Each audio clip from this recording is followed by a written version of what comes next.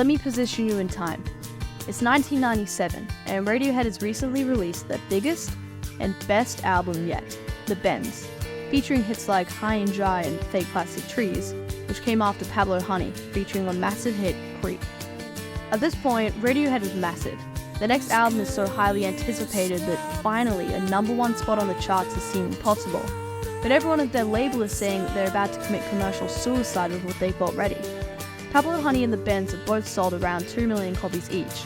And where anyone else would just release a The Bends Part 2, Radiohead needs to be different.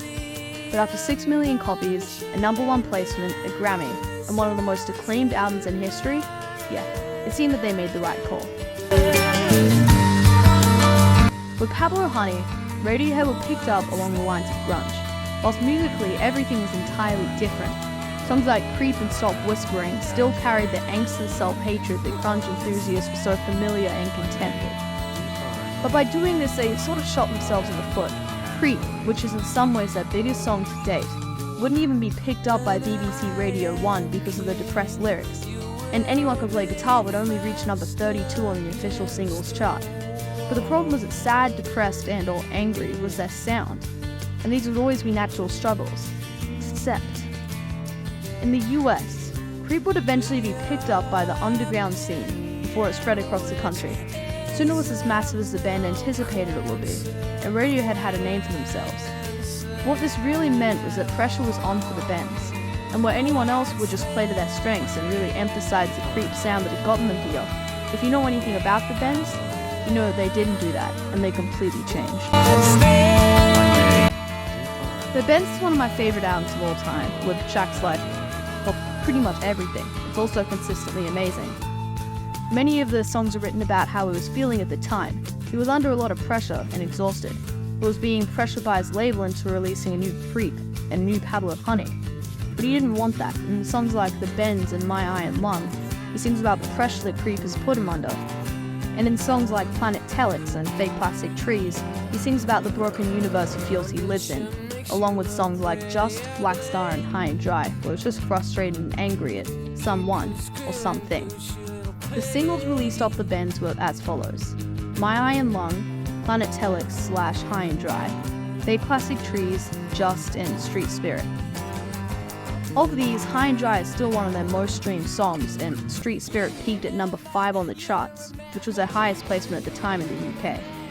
The album as a whole would reach number 4 in the UK, where it would also be certified 4 times platinum. If they were pretty popular from Pablo Honey, they were now seriously big, if not massive. But now it's time to release something new, and carry on the Radiohead name. EMI told them that they could easily get away with The Bends Part 2 and sell even more records, but instead they created OK Computer. Let's have a look. OK Computer largely touches on the metaphor of humans and robots merging to create a cyborg-type world, where we lose all power, control, and independence.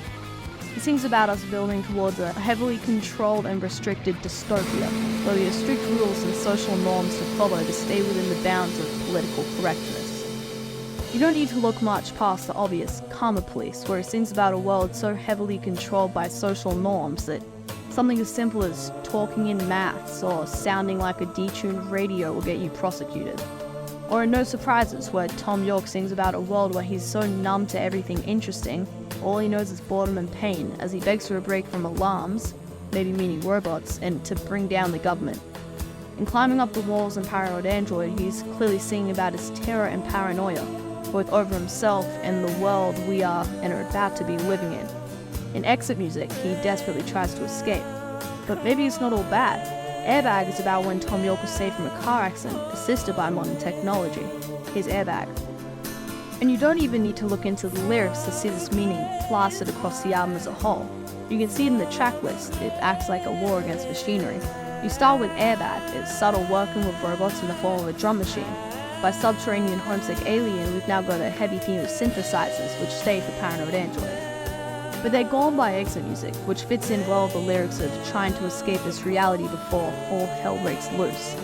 But by the end of Letdown, they've taken over again, and again for the end of Karma Police, they're leading into Fitter Happier, which surely I don't need to tell you about. And Fitter Happier acts as the perfect transition to the new topic. governmental control and paranoia, marked perfectly by electioneering, followed by climbing up the walls. By no surprises, he is begging for a break in the form of lyrics like "Bring down the government," "A handshake of carbon monoxide," and the background lyrics of the last chorus, "Get me out of here, get me out of here." Come lucky, and we might be seeing some optimism, marked by the lyrics "I think my luck could change." And the tourist very well leads us back into Airbag when he sings about going too fast and needing to slow down. OK Computer is one of those albums where every song is a gem. That being said, I really feel like there are some standouts. I also realized while ranking each one from best to worst that I just couldn't, so instead I'll be giving each one an out of 10 ranking in order of the track list. 1. Airbag, 9.4 out of 10.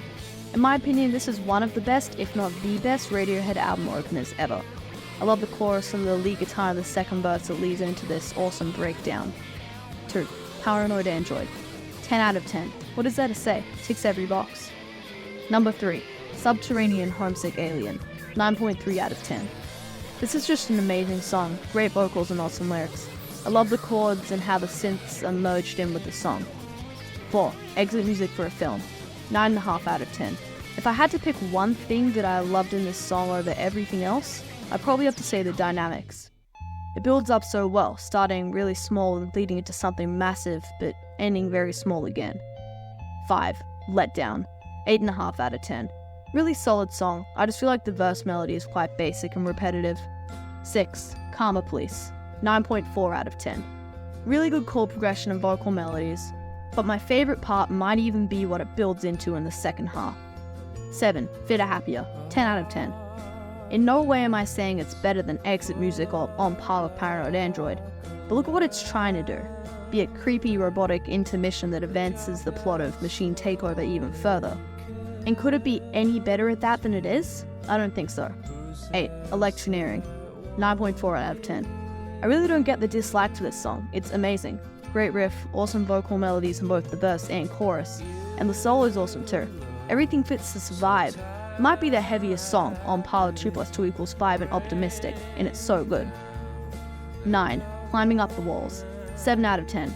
Definitely the worst song of the album in my opinion. 10. No Surprises, 9.3 out of 10. Amazing song, I just don't know how they made something so sad while still being in a major key. 11. Lucky, 9 out of 10. It kind of surprises me that this was released as a single instead of something like Airbag or Subterranean Homesick Alien, but it's still a really good song. 12. The Tourist, 9 out of 10. It's a great album finisher with a really solid chorus melody. And if nothing else, this should just show you how much I love this album. I actually decided to calculate what the mean score is of all these songs, and it turns out to be 9.1. I'm also really glad I ranked them like this instead of a best to worst type ranking because it drove me mad when I first tried. Now, I'm not going to spoil anything, my next video will be on Kid A. This is just a way of saying, make sure not to miss it when it comes out, as Kid A is probably the greatest left turn ever in music, and despite being so different to their whole discography at this point, it's still so good. Anyway, have a great day.